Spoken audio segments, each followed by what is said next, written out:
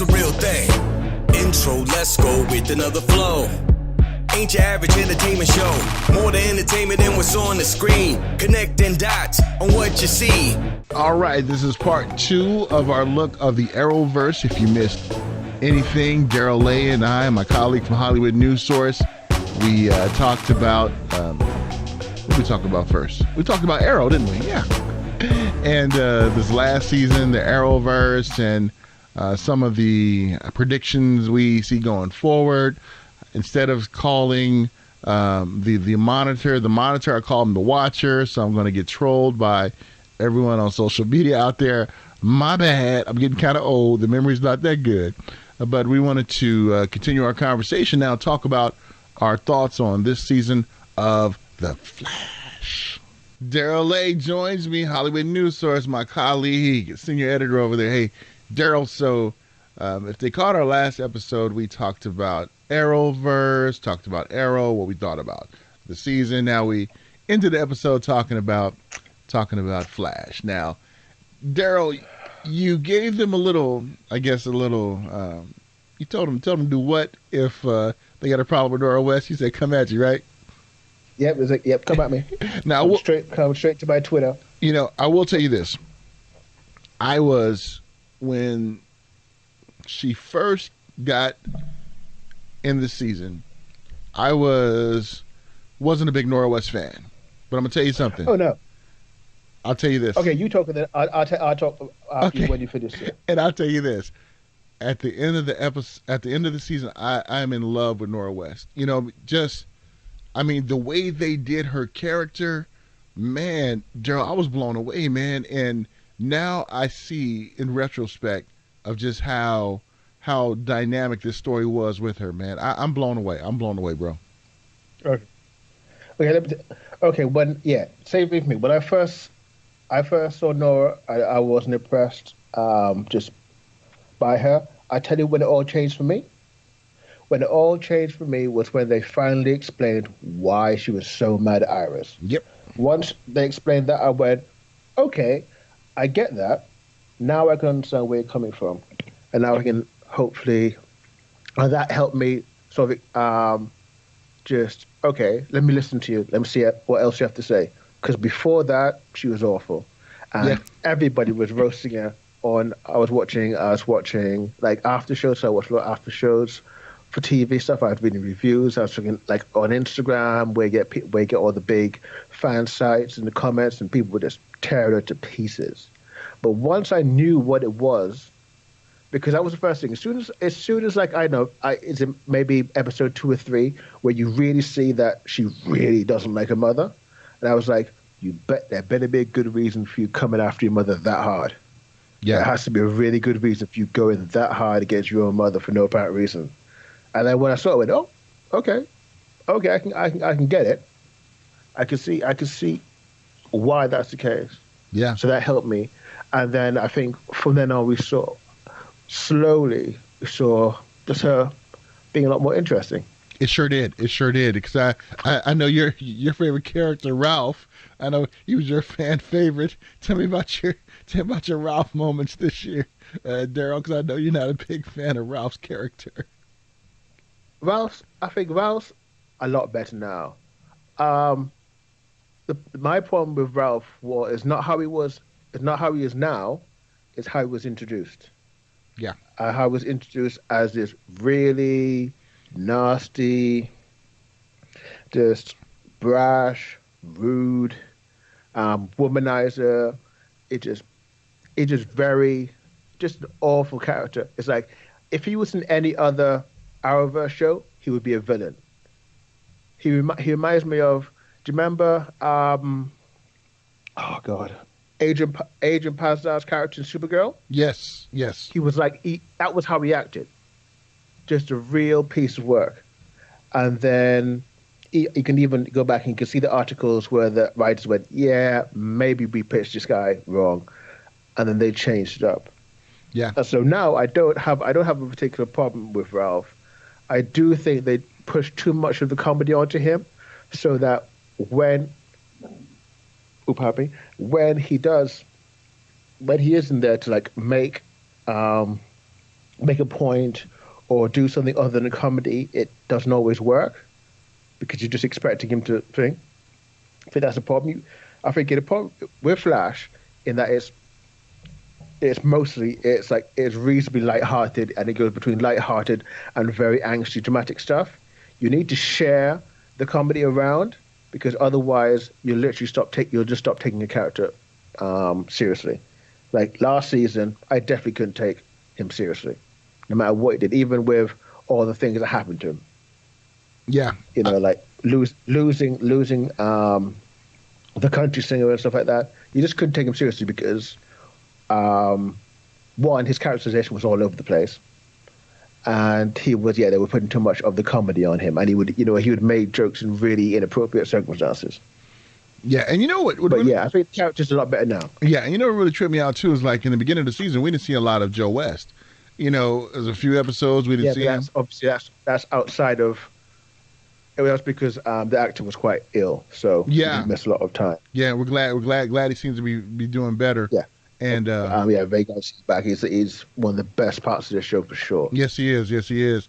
And I really like the way that Tom Cavanaugh, his character, with all the different Wells, Sherlock when they first brought him, I wasn't feeling him at first, but towards the end of the season, I started feeling him. I wasn't feeling him. I didn't feel him at all this season. It just did work for me. It felt too much. He felt too much of a almost like a plot development device. He was there to keep moving things on, and when you look at it, you have two. It's like we have two detectives. We have a cop, and we have the best Sweet Side guy ever. Do we need all of those just to slowly move on the fight with Takeda after you find out who he was like before halfway through the season? No, I hear you. I hear you. There's too much, and we've got Cisco. No, I hear you. And I don't understand why we got rid of Cisco's power because his powers it's too much. His powers are too good. Yeah, that I didn't like that at all. That was one part of this season that I was like, why take his powers away? And then you see a lot of the character D.A. Cecile Horton. It was good to see her because I think she's a tremendous actor. I really like how I really like her and Nora. Yeah. That was it was too brief though. Yeah, it was. I think it was like after Nora revealed what it was that Iris did, and she moved in with them, and obviously Joe wasn't there because the actor was recovering. That was that one episode that was so good. I think you could have had more of that, and I think you could have shown more that those two had a real connection. But instead, we just instantly fixed Iris Nora, which rang a little hollow for me. I think it came too soon, and I think it was easy to. Instead, she could have like hung around with Cecile.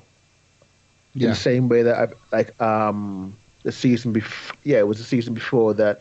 Like Cecile and Ralph hung out and like developed something of an actual friendship. Yeah, and it was good to see Danielle Panabaker, her character in Killer Frost and Caitlin Snow come to grips and coexist together because I like both of the characters, and I did not want to see Killer Frost go. I didn't want to see Caitlin go either. So I was glad to see that they married the two together. That it really showed a different dynamic in her relationship. So I was glad they kept that. One thing though, this is kind of like my criticism of this season, and that was the Zakeda story. It was to me, yeah. It was. I wish they could have. Largely pointless. Yeah, it was because Thawne only there to bring a reverse splash at the end. That's all it was. And I was like, okay, you did all this, so there was. Yeah. It was just to me. It was. I don't know, man. And I don't. And actually, to be fair, I didn't mind Zakeda. Although he was way too powerful, and they never went in with an actual common sense plan, which basically like the one with deal with Cicada was like, I don't know, a sniper rifle. But once we had Cicada 2, and once she killed him, that was it. I was out. I was done. Is that the person who raised you and took care of you for most of your life after your parents died, and after a very rocky start, you definitely loved him like a father, and then you just went, nope, let me just stab you and kill you because you said something I don't agree with. Yeah. And at that point I was out. I just checked out that storyline and just kept watching for Nora. Yeah. I hear you. And the actress that played Nora, Jessica Parker Kennedy, she was actually older. She's actually older than Barry and Candace. Yeah, but I know she's older both. That tripped me up. I remember her from Secret Circle ages ago, which was a CW show that only lasted a season. It was brought in after the success of the Vampire Diaries, and I remember the Vampire Diaries led into it. And it's the same sort of thing as supernatural stuff. So I remember her from that. That's that, and obviously later she's in Black Sails. But I'd say at the end of this season, I fell in love with Nora Wells. I mean, just her storyline and everything. After, like, when you talked about when we found out why she was so angry at Iris, and just her maturation of her character. Now, the way that it ended, we don't know what's up. We saw the Flash is going to disappear in 2019 now, so where do we think is going to go after this? We know the crisis is going to happen, so is the Flash going to be gone now for a minute? Yeah. I think that's probably what we're being led into. Obviously, we have Nora getting erased from existence. Which I hope she's not. And I hope she's not. I hope she comes back. Oh no, she's gone. She's done. Which as soon as she came in, I went, yep. Obviously, she's only going to be around for the season. And that the changes that they've made brought forward the crisis, which is interesting. Well, here's my thing. Here's what I disagree with you a little bit. I think she's going to be back. I'm hoping. Multiverse, man. How come we can't have a it's not a multiverse thing. It's a time travel thing. No, I mean, as far as what if another Nora comes back from another universe, kind of like with Laura Lance's character. What if another Nora comes back and she's evil at first and she turns good?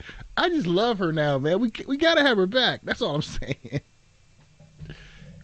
Can you get on board with me on that? Can we get her back? What do you think? Let's. I don't. Unfortunately, I don't think we can. And I think that's mostly down to sort of the fan reaction to her, because it's just so overwhelmingly negative. I just don't see it. I hear you. I think if she had made more of an influence on the fans, I could definitely see her coming back. But I think given the way it went, as he politely drinks his water, he puts a dagger in my heart. Oh no, I won't know her back now. I feel like they took too much time. So there's like 3 or 4 episodes of Nora just being annoying before the explanation and everything else. And I think by that time it's too late. That's it. And the amount of things that I would say, oh, look at all the bad decisions that Nora makes, and I'm like, point to some. I was just like, well, working with Thorne, what you mean like Barry did? You'd be like when Barry told Thorne, hey, go kill my mother? That's true. Or when Barry went and changed time right after confessing to Iris? Or or the 10,000 other really dumb things that Barry does. But Noah's terrible. Yeah, Noah can't deal with that at all. You know what was interesting too? Remember when they met Thawne in one episode, and Thawne asked him about another child. What was he mentioned about the other child? Remember he said, because he asked who she was, and he went through, is it Dawn, which is Dawn Allen, which is one of the Tornado twins, which in the comics is not said. I think it's a great granddaughter. He asked if it's Jessie, and he doesn't actually recognize Nora's name when he says, "I'm Nora." He goes, "Ah." So yeah, that was just a shout out to the DC. Gotcha. That was just a shout out to the comic fans who knew all the various other versions of female speedsters that are out there. Gotcha. Which is Jessie Quick, which is Dawn of the Tornado Twins. And I know it isn't in the books because they've taken XS, who was a speedster probably about 3 or 4 generations later, and just put her with this new person they call Nora.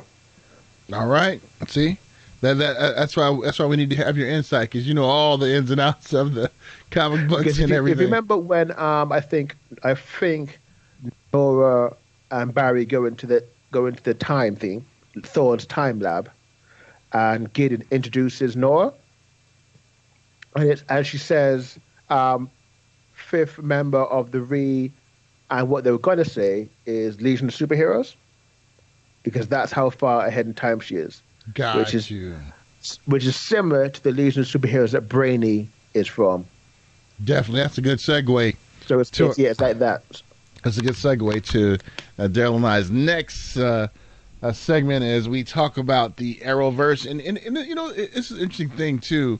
While we draw this segment to an end, is that the Monitor didn't show up in the Flash like he did in Supergirl. So yeah, it's Supergirl and Arrow. That shocked me.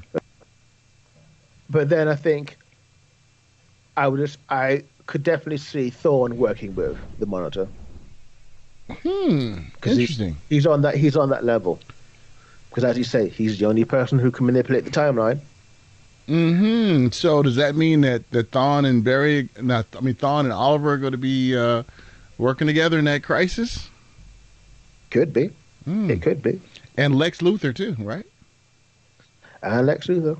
That blew me away. So hey, Darryl and I are going to get ready for our next segment. We're going to talk about Supergirl, but before we talk about Supergirl, closing thoughts about this season of The Flash. You're wrong about Nora. But seriously, I love Nora too, man. She's mine. She's not yours. She's mine, man. But I think I'm not sure where to go forward from here, because I think we're sort of I worry about the Flash's ability to have big bads, because the Thinker started well until we realized how awful he was to his wife, and then I just couldn't feel it anymore. While him and his wife were on the same team, they were one of the best big bads across the Arrowverse. But once we realized that he was like drugging her and things like that, I just couldn't feel it anymore. He just became like every other megalomaniac villain. I never mind about his big plan to make everyone dumb, which is just horrible. Yeah, I worry about the ability of the Flash to summon a big bad who is compelling, and it makes sense. It takes a while to get rid of them, because it made sense that the Think was so difficult to deal with. It didn't make sense that Cicada was that ridiculous was that hard to deal with once you knew exactly what his powers were and how easily it is to deal with someone. Because, I mean, literally, I'm reasonably happy that someone like Oliver could have taken him out. Yeah. I hear you. I'm with you on that. I was like, would you just get her? Would you get her? You know, and I was a huge fan of her too when she was in Fallen Skies, and to see her. Oh yeah, that show was wild. Yeah. If you haven't seen Fallen Skies and you can get access to it, go in, because that thing was it 5 seasons? Yeah, it was and good. It just goes bonkers. It was really good. All right, like, so remember when it's got Noah Wiley. So if you're a big ER fan, you'll love it. And it has Doug Jones too. Doug Jones, Star Trek Discovery. He's in there too. He was Cochise. He was the alien. Was he? Oh, Yeah. wow. See, I got one on you today, Darryl, so you didn't even know that. That's good. That's good. And if you like her, if you like her in superhero stuff, you might want to go back and see her on Smallville, where she recurred for like 3 episodes or so. Absolutely, she's a wonderful actress, and I love her. Okay, so Darryl and I, we're gonna come back and talk about Supergirl. So don't go nowhere. We'll be right back.